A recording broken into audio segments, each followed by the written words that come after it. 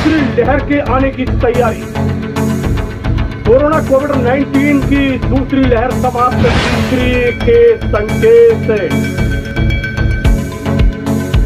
Oxygen plant की अभी नहीं हुई पूरी तैयारी, अभी भी बहुत काम बाकी।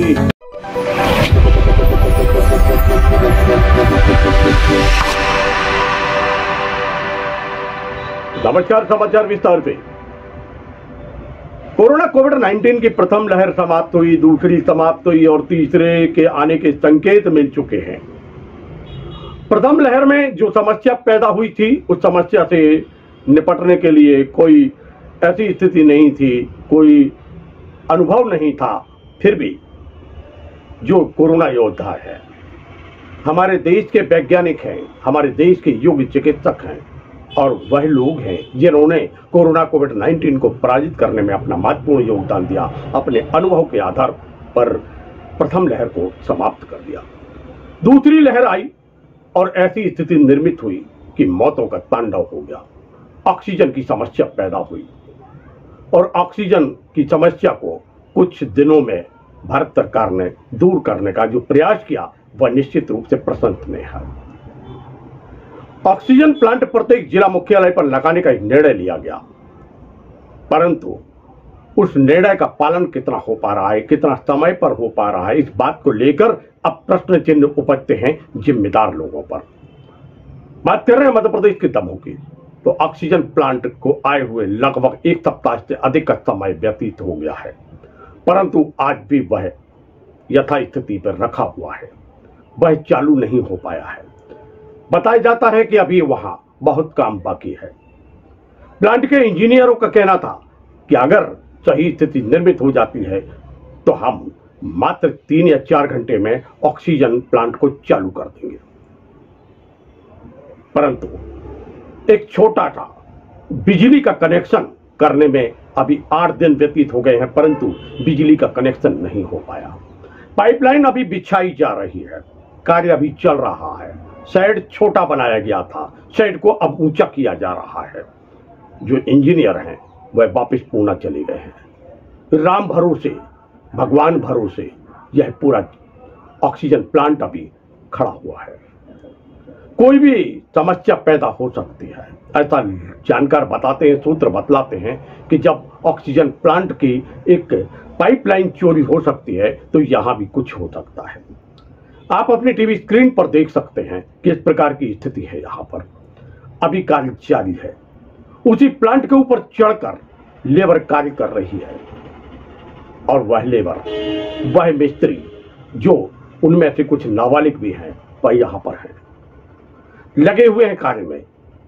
हो सकता है क्योंकि इनको उस प्लांट का कोई अनुभव नहीं है और कहीं कोई टूट फूट भी हो सकती है, ऐसा जानकार बतलाते हैं, सूत्र भी बतलाते हैं कि कहीं कोई समस्या पैदा हो सकती है या की जा सकती है। अगर समय पर यह प्लांट प्रारंभ हो जाता है तो ऑक्सीजन की जो समस्या है उसमें निदान हो सकता है, उसका निदान हो सकता है, मिल सकता है। परंतु 8 दिन व्यतीत हो गए प्लांट को लगे हुए। इंजीनियर वापिस पुणे चले गए हैं, वापिस आएंगे, कब आएंगे और ये ऑक्सीजन प्लांट कब चालू होगा, अभी कुछ कहा नहीं जा सकता। तीसरी लहर के संकेत हैं। मध्य प्रदेश सरकार के निर्देश आ चुके हैं, संबंधित विभाग के अधिकारियों के स्पष्ट लिखित निर्देश आ चुके हैं कि तीसरी लहर की तैयारी पूरी हो चुकी है, तीसरी लहर आने वाली है। पर क्या दमोह तैयार है? दमोह के वह अधिकारी तैयार हैं? प्रश्न उपजता है इस बात को लेकर कि क्या वास्तव में ऐसी स्थिति फिर से निर्मित तो नहीं हो जाएगी। प्रश्न तो उपजना लाजमी है, क्योंकि जिस प्रकार अभी सामने दिखलाई दे रहा है, जो जनचर्चाओं में है, वही हम आपको खबर में दिखा रहे हैं कि 2 प्लांट में से एक प्लांट का टेंडर कैंसिल, दूसरा प्लांट आया तो फिर आज भी उसको बिजली का कनेक्शन नहीं मिल पाया है, उसको वह सुविधाएं नहीं मिल पाई हैं, इंजीनियर वापिस चले गए हैं। अब प्रश्न उपजता है उन जनप्रतिनिधियों के ऊपर, जो जनप्रतिनिधि इस दमोह के लिए अपने आप को समर्पित करने के लिए अपना नाम को छपा और दिखा रोग की बीमारी से पीड़ित होते हुए आगे बढ़ते हैं और आम जनमानस के बीच में ये संदेश देते हैं कि हम ही सचेत देती है। और फिर उन अधिकारियों के ऊपर भी प्रश्न चिन्ह उपजता है जो कहते हैं कि हम दिन रात मेहनत करके लगातार सेवाएं करते हैं।